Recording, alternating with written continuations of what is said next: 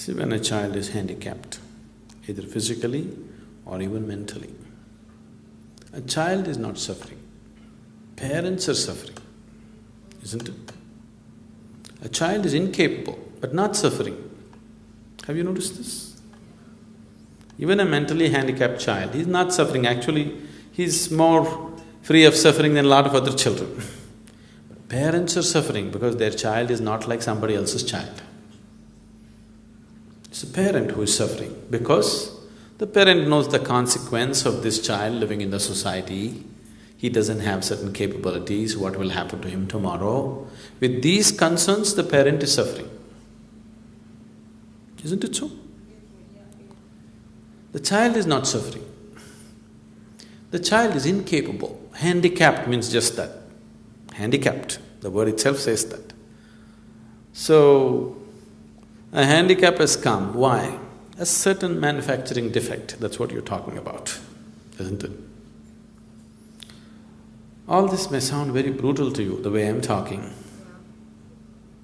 It's very brutal. But I didn't create this brutality. Life is like this, isn't it? Yes? Your creator is brutal, I'm only explaining his brutality. I'm bringing clarity to his brutality. I did not create this brutality, isn't it? Yes or no?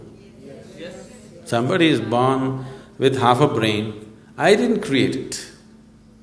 But if you are saying this is the work of the creator, this is creator's brutality.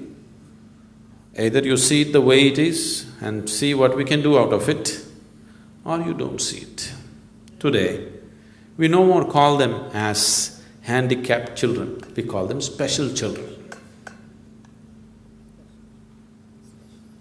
They're special because they're not like other children, they're different. That's a good way to look at it. They're special children. It is just that because you're comparing the child to some other child, you are thinking it is handicapped. Otherwise, it is a special child. Suppose, do you know, you're printing currency notes. All 100-rupee notes are supposed to be one way except the number. But 100-rupee note went crazy like this. Do you know a collector would pay a million rupees to buy that 100-rupee note? It's a special currency note, a freaky one. You can't buy anything out of it. But still it is a special currency note. This is just like this. A child, something has gone, not the way it should go normally, it's gone some other way. You don't have to make everything into your suffering, that's what I'm saying. People who have normal children, who have all their limbs and everything in place, are they not suffering?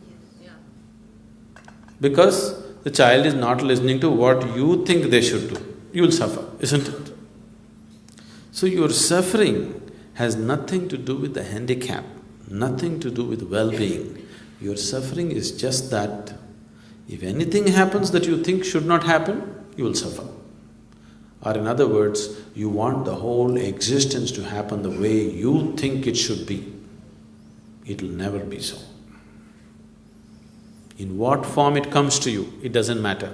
It comes to you in the form of a handicapped child, it comes to you in the form of a ruined business, it comes to you in the form of death, sickness. Which way it comes, it doesn't matter. But your demand is just this: existence should happen according to your will. It will not happen that way. Then what do you do if it doesn't? How do you deal with it if it doesn't go according to your will? If the whole existence goes according to your will… It doesn't go according to your will. No, suppose it goes according to your will. Your own existence. Yes. The whole existence goes according to your will, Seema. Where should I go? It should happen according to my will also, isn't it? So some things happen your way, something happen my way.